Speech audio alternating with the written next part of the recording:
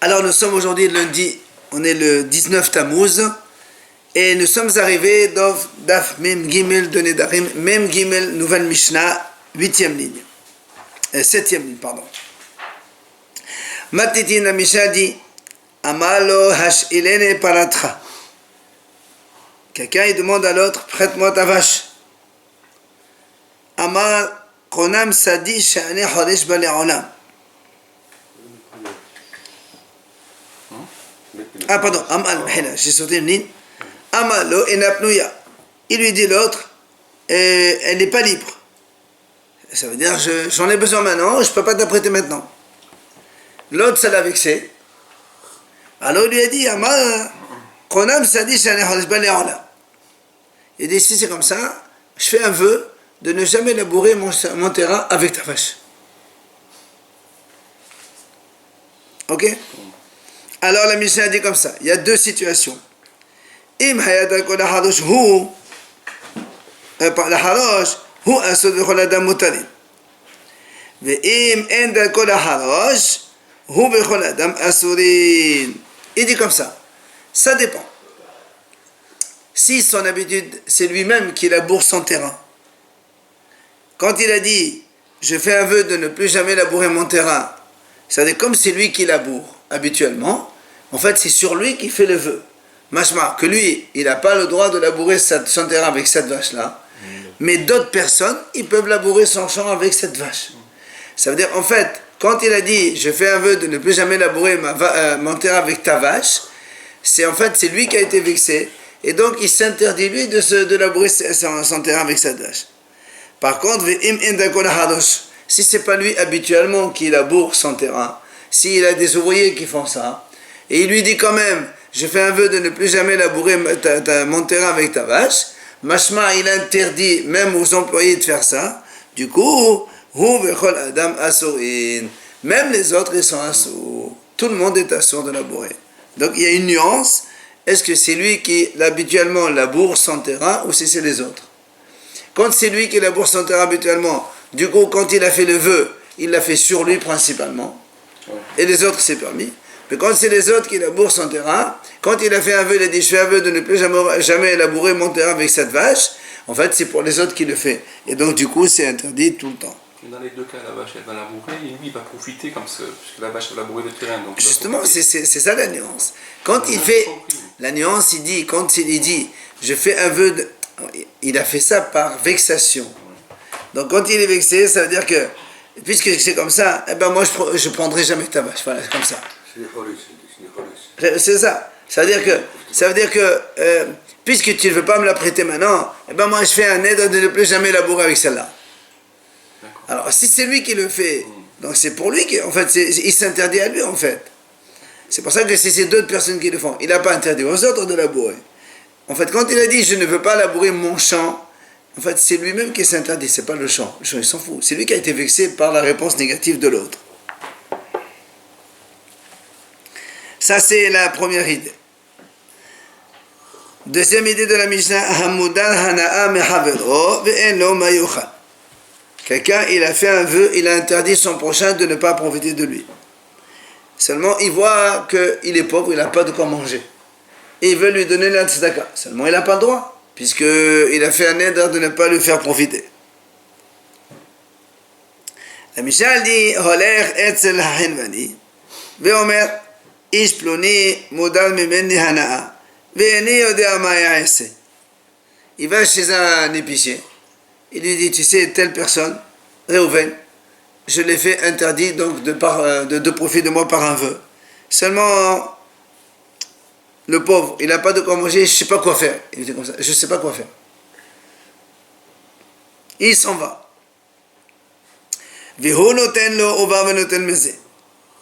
Alors l'épicier, il comprend indirectement. Il va lui donner des choses gratuitement.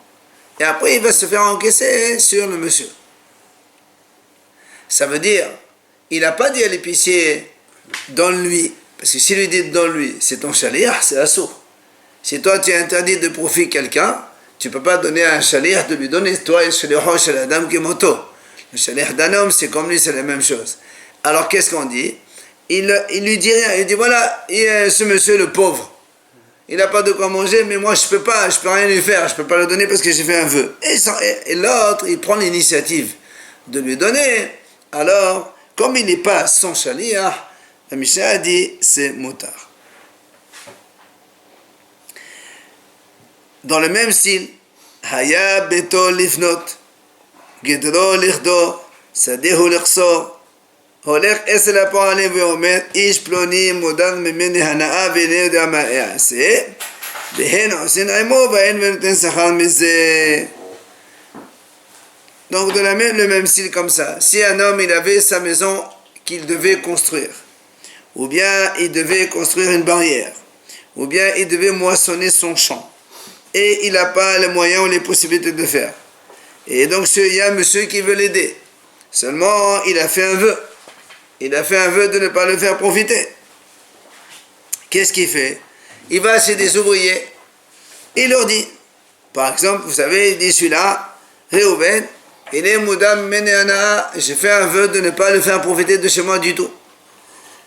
Mais le pauvre, il a sa maison à construire, ou bien le pauvre, il a son champ moissonné, ou bien le pauvre, il a une barrière à construire, mais moi, je ne sais pas quoi faire. C'est comme tout à l'heure, la même chose. Alors là aussi il dit, ils vont aller, ces ouvriers, travailler pour ce monsieur, et après ils vont aller se faire payer leur salaire à partir de ce monsieur qui lui-même a fait le vœu. Là encore, il leur a pas dit allez-y faire pour lui, parce que s'il leur dit allez-y faire, et eux ils deviennent des shaliach, et un shaliach c'est la même chose que lui, et donc il n'a pas le droit puisqu'il a fait un vœu, mais il leur a dit juste je ne sais pas quoi faire, et donc eux ils ont deviné comme quoi ils peuvent aller le faire, et après ils se font payer par lui. Dernière idée de la Mishnah, il y avait des voyageurs qui marchaient sur la route, et un des voyageurs il n'avait pas de quoi manger, et il se trouve que celui qui n'avait pas mangé, il était interdit par un neder, par un monsieur qui fait parmi les voyageurs, il y avait un Madir et un Mouda. Un, il a fait un vœu, par exemple, sur Réhouven, qui faisait partie donc, du groupe des voyageurs, de ne pas le faire profiter. Seulement, il n'avait pas de quoi manger. Et il voulait lui faire profiter. Comment il fait?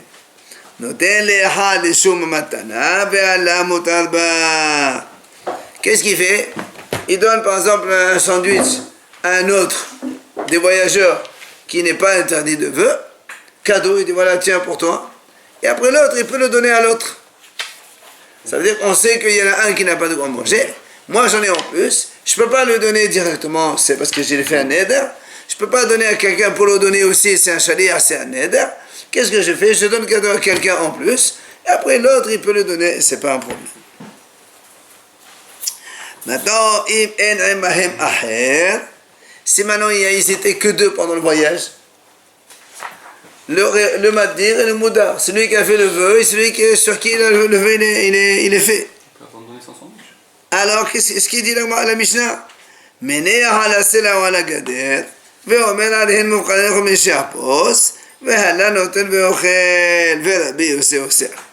Qu'est-ce qu'il fait dans ce cas-là? La Mishnah dit, il pose le sandwich sur un rocher ou sur une barrière, enfin sur n'importe quel endroit, et il dit voilà, ceci, hefker pour celui qui veut.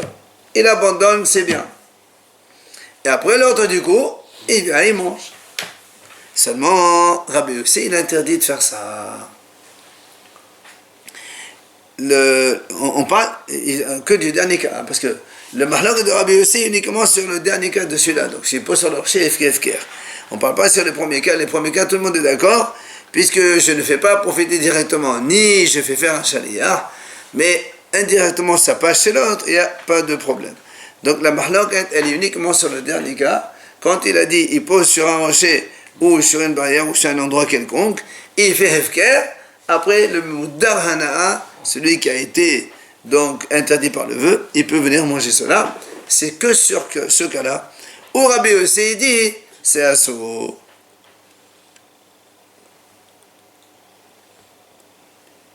Alors on passe à la Gemara. Gemara Amar Rabbi Yochanan. Ma'ita Amar de Rabbi Yossé. Évidemment, la Gemara pose une question. Pourquoi Rabbi Yossé l'interdit? A priori, ça paraît tout à fait normal. Quelqu'un, il fait Hefker, c'est bien. Du coup, il s'en plaît à lui. Alors l'autre, il vient, il les mange. Quel est le problème? Pourquoi Rabbi Yossé dit que c'est assaut? On parle d'un écart là? Dernier cas. On commence par le dernier cas. Hein? On commence par le dernier cas. Non, parce que les autres, il n'y a pas à discuter. La Gemara, elle parle que ça. Quand il n'y a rien à dire, tout le monde est d'accord. Bon, il n'y a pas de... Alors, Maïtama de Rabbi Yossé, quelle est la raison de Rabbi Yossé? Ça va, le Hefker qui matana. La Gemara dit, parce que Rabbi Yossé pense que le Hefker, c'est comme un cadeau. Ça veut dire quoi? Ma matana ad de'ate mesut noten lesut mekabel, af Hefker ad de'ate lesut zoché. Rabbi Yossé dit comme ça. Le Hefker, c'est comme un cadeau. Ça veut dire, quand moi j'ai un cadeau, quand je fais un cadeau, je dis voilà, celui-là, c'est cadeau pour des Reuven. Par exemple, je prends un truc, je dis voilà, ça c'est un cadeau pour des Reuven. Est-ce qu'il appartient à Reuven ou pas? Non. Tant que Reuven il n'a pas pris dans les mains, il n'a pas tiré, il n'a pas fait acquisition, il n'appartient pas à lui. Quand est-ce que le cadeau il devient acquis? Quand Reuven il a pris. Alors il vient Rabbi aussi, il dit, quand on fait Hefker, c'est la même chose. C'est-à-dire, quand j'abandonne un objet, cet objet n'est acquis à l'autre, il n'est pas Hefker que lorsque le monsieur il a pris dans sa main. Donc ça veut dire que le passage de ma main à la main de l'autre, c'est comme si ça a été fait directement de moi vers lui. Mais Hefker, c'est pas resté sans propriétaire des années? Non, Rabbi aussi dit non. Il pense que Hefker c'est comme une matana, même si ça reste une semaine. Alors, à quoi ça sert de faire la différence? Enfin, qu'est-ce qu'il Il y a de n'y a pas de différence. Lui, il te dit c'est comme une matana. Ça veut dire qu'un Hefker, quand tu l'abandonnes, toi tu crois que quand tu abandonnes un objet, tu n'es plus le propriétaire de cet objet, c'est terminé. Et quelqu'un il est zochem un Hefker. Rabbi s'est dit non, pas du tout. Le Hefker c'est quelqu'un qui est zochem depuis le propriétaire premier au second. Ça passe directement de l'un vers l'autre. Il n'y a pas de Plutôt différence. Youch. Hein? Plutôt Youch. Même Youch. Hefker c'est ça, Hefker c'est Youch. Même tu désespères. Quand tu le mets quelque part cet objet, tant qu'il n'a appartenu à personne, il est encore à toi, entre parenthèses. D'accord, tu l'as fait Hefker, mais il est encore à toi. Dès le moment où il arrive chez l'autre, c'est comme si que toi tu l'as donné à l'autre. Donc selon Rabbi aussi, c'est comme une matana.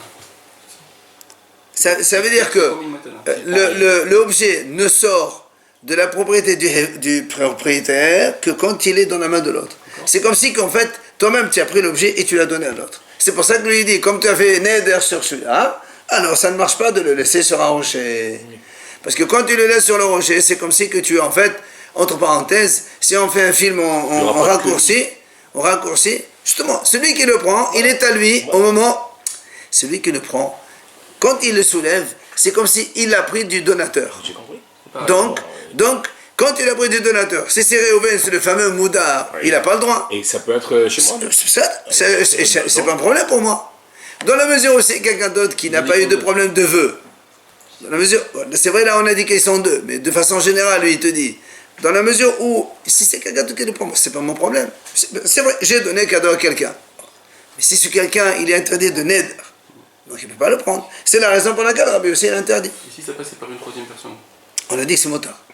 Selon les Rabbi aussi? Ah bah d'accord. Parce que quand je donne à quelqu'un, ça y est, j'ai donné le cadeau à l'autre. L'objet ne m'appartient plus, il appartient à l'autre. Il n'est pas mon shaliach. Dans toute la série des idées qu'on a vues dans la Mishnah, on n'a pas le droit de faire shaliach. Si tu fais shaliach, tu dis va donner à l'autre, c'est comme si c'est toi qui l'as fait, c'est exactement pareil.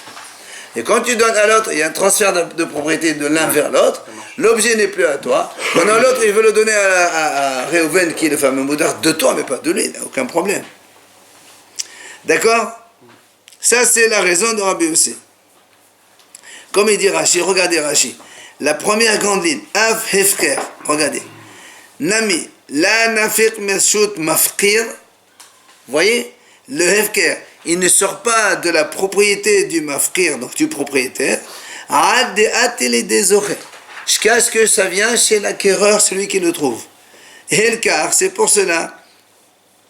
Badi de shakil arme à la sela. Quand l'autre il a pris du rocher, c'est comme si il l'a pris de sa main directement. Voilà, donc voilà pourquoi Rabbi Yossé l'interdit. D'accord, on a compris la raison de Rabbi Yossé. Le Hefker pour Rabbi Yossé, c'est comme une matana. La matana ne s'acquiert que quand l'autre il a pris dans sa main. Donc il y a un passage direct du monsieur vers la main de l'autre. Le hefker c'est pareil, comme ça. Et donc c'est un sourd dans ce cas-là où ils sont deux à voyager. Et lui il le pose sur un rocher, après l'autre il vient le prendre. Ça leur a c'est un sourd. Métiv Rabbi Abba. Vient Rabbi Abba, il objecte.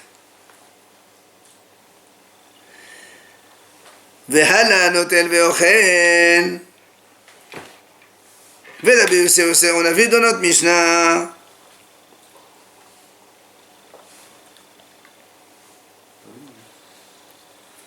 La Mishnah dit comme ça.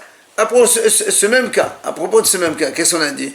On a dit, lorsqu'il y a deux messieurs qui voyagent, oui, et l'autre il n'a pas de quoi manger, et il est Mouda Hana'a de lui, qu'est-ce qu'il fait? Il le pose sur le rocher, il est mafré d'autre, il est frère pour tout le monde, et après l'autre il le prend, il le mange. Tanakama il a dit c'est moutar, ok? Mais Rabbi Yossi Oser. Et Rabbi Yossi dit c'est assour. Seulement, ça c'est une braïta. Amar Rabbi Yossi. Rabbi Yossi il explique. D'accord, c'est très important, c'est ça où la braïta on a plus de détails. Et c'est avec ça on va poser la question. Rabbi Yossi lui-même qui a dit Matai. Quand est-ce que moi je dis que c'est assour? Bisman shenedro kodem le hefker. C'est quand le feu il précède le hefker. C'est-à-dire le monsieur il a fait un éder contre Reuven qui ne profite pas. Et après il a dit hefker. Ça, selon Rabbi Yossi, ça marche pas. Aval. Imaya hefkero kodem le nedro. Allez, zemutar. Rabbi Yossi lui-même il dit. Si le monsieur il fait hefker, imaginons il avait un sandwich, il a fait hefker, il a posé sur un rocher. Un quart d'heure après, il se dispute avec celui-là, il lui dit ah, tu es moudar, tu ne peux pas profiter de moi. Rabbi Yossi il dit ce monsieur, il peut revenir en arrière sur le trajet, il récupère le sandwich qui a été là, il n'y a aucun problème. C'est Rabbi Yossi qui dit ça.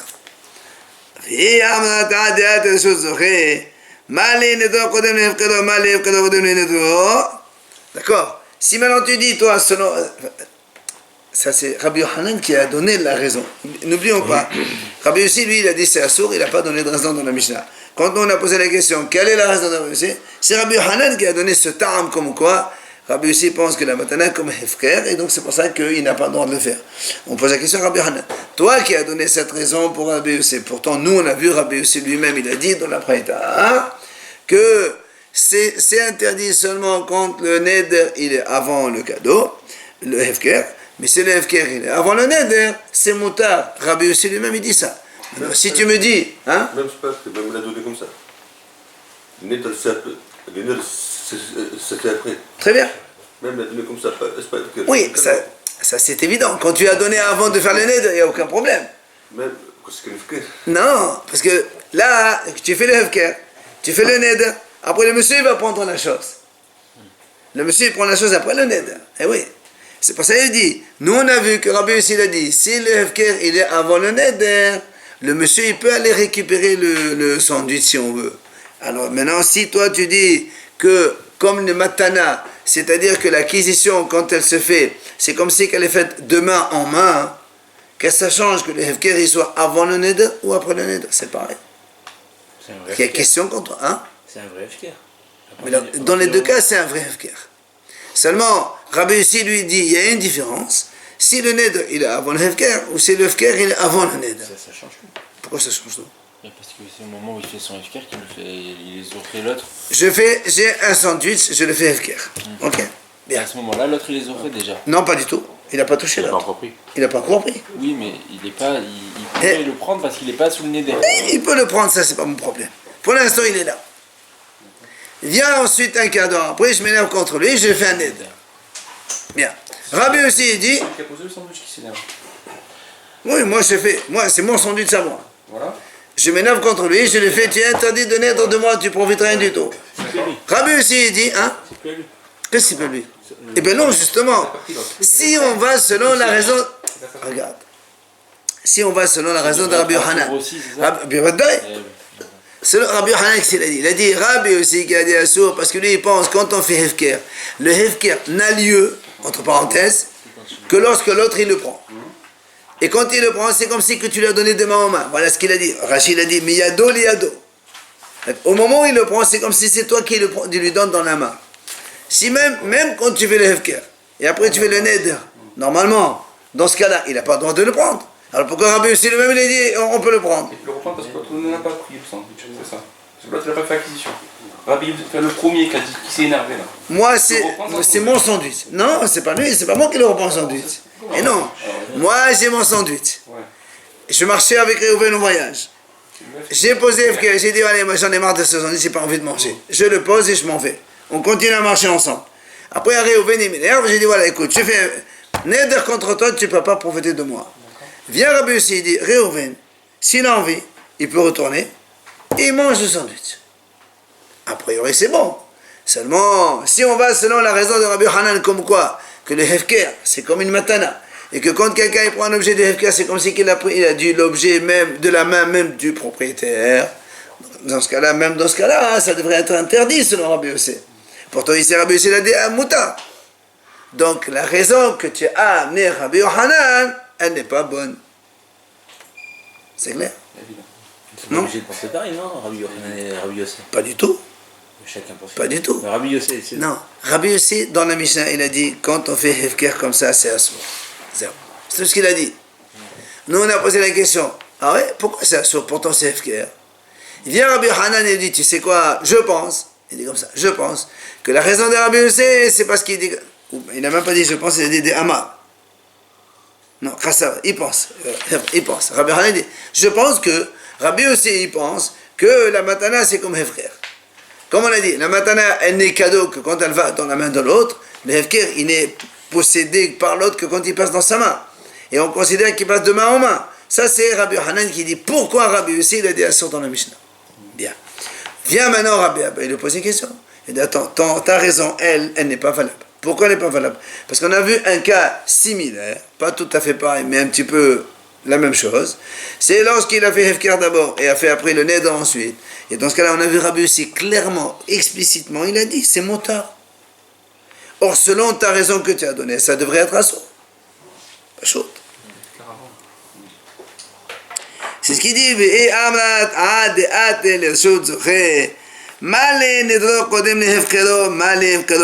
donc ça change que le hefker il est avant le neder ou après le neder. Selon toi, ça doit être assourd tout le temps.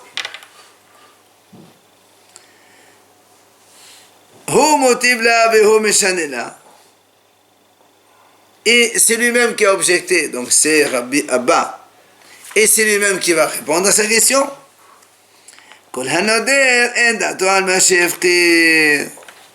Il dit, quand un homme, il fait un neder, oui, quand moi je fais un neder contre quelqu'un, je l'interdis de profiter de tout ce que j'ai.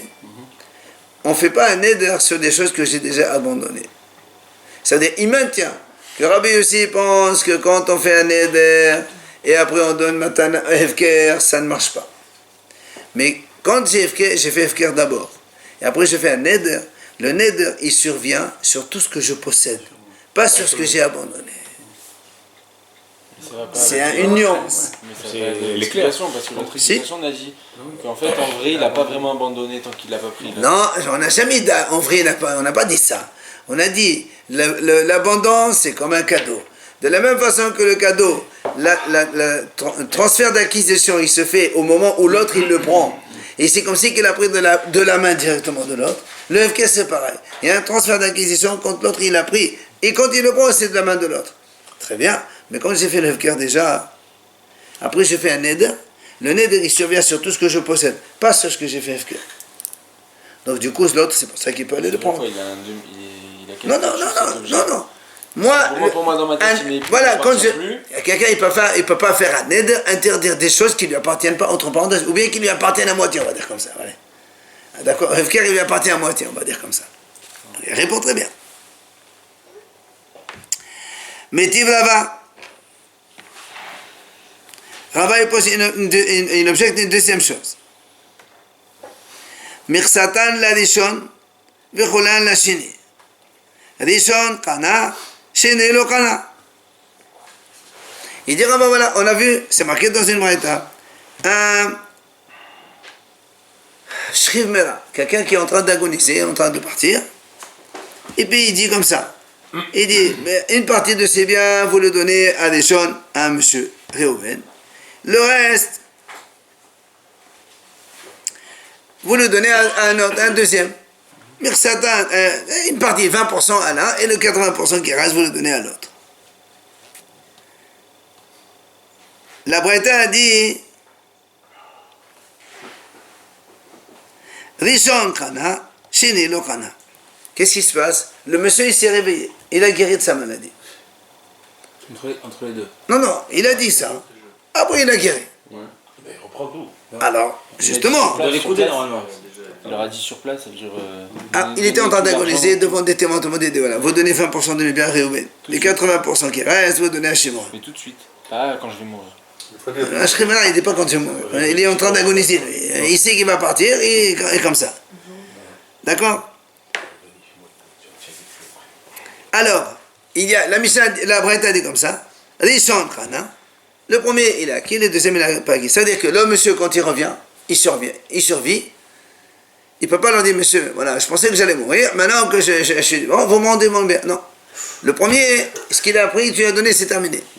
Pourquoi le premier oui, mais pas le deuxième? Alors, il y a, regarde, on dit quand un homme, regarde, on a vu ça, je crois, on a vu ça avant. On a dit quand un homme, il donne une partie de ses biens, ça veut dire que, pourquoi il donne une partie, pourquoi il donne pas tout? Maîtrise. Parce qu'il croit qu'il ne va pas mourir. Donc ce qu'il a donné, c'est une vraie donation. Donc c'est comme si que tu veux donner des biens à quelqu'un, cadeau, sans que ce soit lié avec la mort de quelqu'un. Mais s'il lui dit, je donne tous mes biens à quelqu'un, et après il survit, là on dit, quand il a donné, c'est parce qu'il savait qu'il allait mourir. Maintenant qu'il est vivant, évidemment ce qu'il a dit, c'est un nul. Plus plaisir au second que au premier. Il n'y a pas.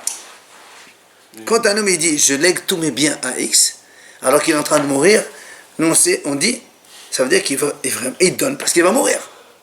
Si maintenant il ne meurt pas, il récupère ses biens. Sauf si. C'est dans cette intention qu'il a fait, il a donné ses biens. S'il fait tout le même jour. Sauf s'il dit si je Non, on parle du même jour, là, on parle pas. Alors, donc, Sauf à un si moment, tu il dis- ne va pas mourir et après il va mourir, une seconde après ça. Il dit je donne 20% à un, 80% à l'autre. Mais c'est en même temps. Le temps est le même. Très bien, au même temps, on n'a pas Quand dit il a non. dit 20%, il pensait mourir pareil que pour 80%. Alors si quelqu'un il pense mourir, pourquoi il donne 20%? Pour parce pour que distinguer c'est- entre deux personnes différentes. Donc, il est Non, conscient. non, Qu'il est quand moins- tu dis il est je moins donne une d'accord. partie à quelqu'un, on a un principe. Un agonisant, quand il dit je lègue tous mes biens, d'accord, c'est qu'il pense à 100% qu'il va mourir. C'est pour ça qu'il laisse ses biens. Quand il revécu, il revit, il reprend tous ses biens. C'est normal. Mais quand il donne une partie de ses biens, Mais là, il a donné tous ses biens. non, au premier, il a donné qu'une partie. Non, mais en tout, il a tout donné. C'est pas mon problème. Le premier, il a pris une Parce partie. que l'autre fois, on avait vu que c'était quelqu'un qui s'était gardé Et s'il quelque chose pour lui. dit si C'est pas pareil, on a vu qu'il il avait peut faire gardé avoir quelque chose pour lui. Encore une fois, il y a une différence quand un agonisant il fait un cadeau, il fait une donation. S'il fait une donation de tous ses biens, Oui, mais on avait il le fait dans l'intention de mourir. Donc s'il vit, il reprend tout. Mais s'il donne une partie de ses biens, il ne fait pas en intention de mourir. Parce que s'il sait qu'il va mourir à 100%, pourquoi il donne qu'une partie de ses biens? Donne tout. Mais s'il a gardé une partie pour lui. On ne garde pas pour lui si on sait qu'il va mourir. Mais justement, c'est ce qu'on avait vu, qu'il avait gardé une partie pour lui. Non, si on garde une partie pour lui, c'est que l'autre, donc tu penses, le monsieur il pense qu'il a, le monsieur il pense qu'il va rester vivant, et auquel cas, si tu restes vivant, et pourquoi tu fais un cadeau alors? C'est que tu veux un cadeau, c'est que tu veux vraiment lui donner un cadeau, en étant vivant. Mais il garde rien là. Mais il garde rien là, il a donné moitié-moitié. Un tiers, un tiers. 2 secondes, il faut pas s'affoler. On a déjà dit, au premier il a donné une partie. Il y a deux monsieur, Réhouven, Shimon. À Réhouven, je donne 50%, allez, pour vous aider. À Shimon, il donne 50%. Quand il a donné à Réhouven 50%, Réhouven dit, monsieur, moi, tu m'as donné 50%, t'es bien, ça veut dire que tu savais très bien que tu vas vivre encore. Moi, je m'arrête là. Le film, il s'arrête là. Ok? Réhouven, il dit, monsieur, moi, tu m'as donné 50%, c'est comme si tu étais en bonne santé, tu m'as donné ce que tu m'as donné, c'est très bien. Shimon, il ne peut pas dire ça. Shimon, il ne peut pas dire autant. Shimon, il est venu, quand je t'ai donné, j'ai plus rien. Si j'ai plus rien, c'est comme ça. C'est clair.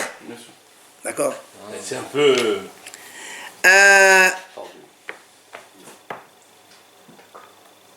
Ouais, c'est du point de vue de ceux qui ont reçu. C'est pas de son point de vue à lui. Pardon? Ça veut dire on se place du point de vue de ceux qui reçoivent l'argent en cadeau. Le dernier qui a reçu, C'est-à-dire on dit le premier qui a reçu, il dit ça. C'est le premier qui a reçu qui dit C'est ça. évident. Non, parce que lui, il peut dire. Parce que si on se met du point de vue de celui qui allait mourir, on dit moi j'ai tout donné. Et il n'est pas en faute s'il ne le rend pas. Au contraire, il ne doit pas le rendre, c'est à lui. Tu fais cadeau à quelqu'un, quand tu donnes à quelqu'un un cadeau, après tu le reprends. Ouais, mais c'est pas Alors, regardez. un cadeau. Il est pas bon. Question. Alors maintenant la question elle est sur Rabbi Yohanan, encore une fois de nouveau, quand il a dit, quand on fait Hefker, d'accord, il y a acquisition directe de main en main, oui. Alors la question il dit, elle l'a mal, donc il explique. La question elle est comme ça, il dit, si maintenant tu dis que le cadeau il ne vient chez l'autre quand donc, il passe de main en main, pourquoi le premier il acquiert? Voilà. La question d'Agmara est pourquoi le premier il acquiert et le deuxième non? Si on va selon Rabbi aussi qui a dit le hefker, entre parenthèses, il ne s'acquiert que quand le monsieur il l'a en main, oui, ben là aussi, de la même façon que quand le premier il lui a donné les 50%, il a laissé une partie au deuxième. Et on a dit non, le deuxième il n'a pas pris parce que c'est la fin de tout le reste. Oui, ben là, le premier aussi. Quand l'ordre n'a pas d'importance. Selon l'Arabie aussi, l'acquisition se fait au moment où l'autre, il te donne, il fait hefker. Que ce soit le premier ou le deuxième, ça ne change rien. Alors donc ça tombe alors. Ah, c'est la question. Il a donné, il a pas fait Hefker. Quand on donne, c'est quoi? Pareil. C'est cadeau. Allez, on va dire matana, ok? Alors quand on donne,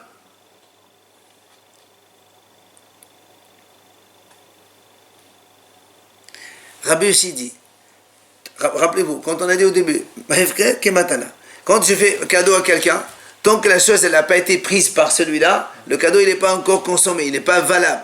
Là aussi, quand je dis le 50% de mes biens à Réhouven et 50 autres à Shimon, pourquoi tu dis que le premier il est acquis? C'est la même chose comme si je disais 50 à Shimon et 50 à Réhouven. De la même façon que l'un c'est le reste de l'autre, l'autre c'est le reste de l'autre. Et donc, dans tous les cas, ça devrait être interdit. Selon Rabbi aussi qui a dit que le hefker, il est comme matana. Et que la matana est acquise que quand elle vient chez l'autre. Tant qu'elle n'est pas encore venue chez lui, il ne devrait pas la prendre. Il ne faut pas dire que dans ce cas-là, il a pris dans la main. Il n'a pas pris dans la main. Là, pour l'instant, il n'a rien fait. Il va leur donner aux deux. On s'en fout ce qu'il a donné. Il n'a pas fait acquisition. L'acquisition se fait après. D'accord. L'acquisition, les deux en même temps, c'est ça? Après, ça, on s'en fout. Ils veulent la faire. Après la mort, ils font l'acquisition. Mais là, il n'est pas mort. Donc, il revit. Donc ça voudrait dire, selon cette logique, la question, ça veut dire que personne il devrait prendre normalement, parce qu'ils n'ont pas pris dans la main. Absolument. Selon l'avis de Rabbi Yossé, même le premier ne doit pas acquérir. Ok?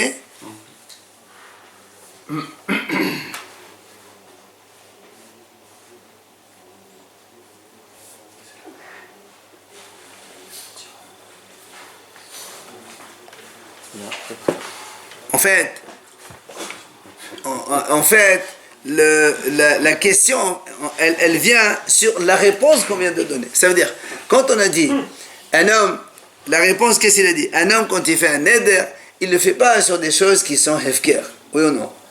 La réponse qu'on vient de donner. Quand on a dit, comment ça se fait que Rabbi Hanan, il a dit que la réponse de Rabbi Yossé, c'est parce que c'est comme hefker. On a répondu, parce que quand il fait le neder sur des choses qui sont déjà hefker, on ne fait pas un neder sur des choses, on fait un neder sur ce qu'on possède déjà.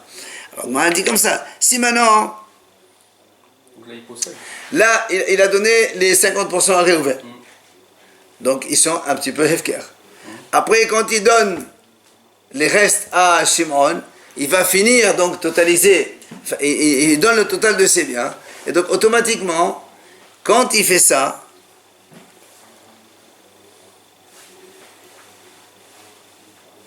normalement, nous, on a dit, selon la Braïta Rishon Kana, le premier il a acquis, le deuxième n'a pas acquis. Si le premier il a acquis,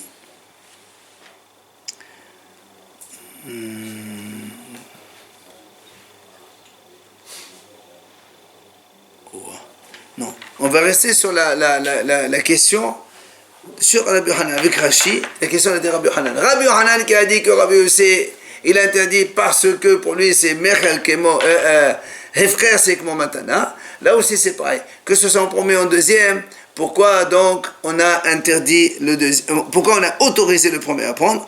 Normalement, ils devraient être tous les deux interdits.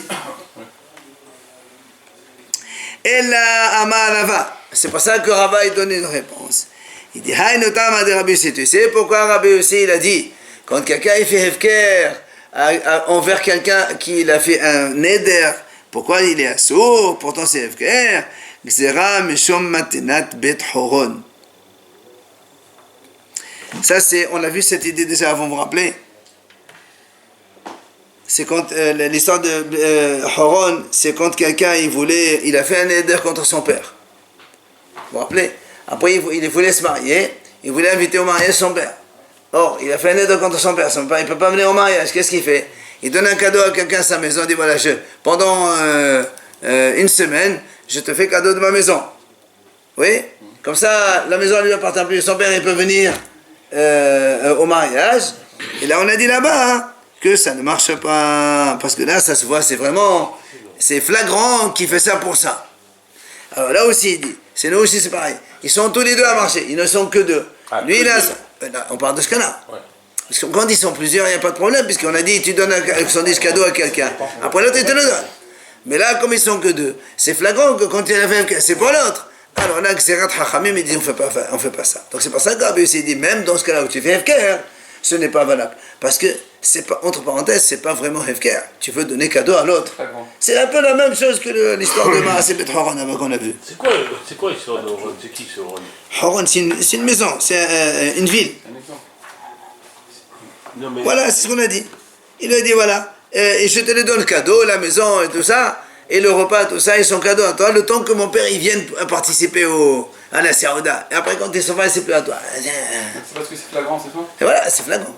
C'est flagrant que tu es en train de tu vois, contourner ton vœu. Dans le cas du Khanvani, c'est flagrant? Ah non? Pourquoi? Je t'ai rien dit. Et c'est le Khanvani, il est mahbout, il veut rien donner. Il donne pas crédit. Il fait, il est libre, il fait ce qu'il veut. Tu comprends? C'est pas du tout flagrant.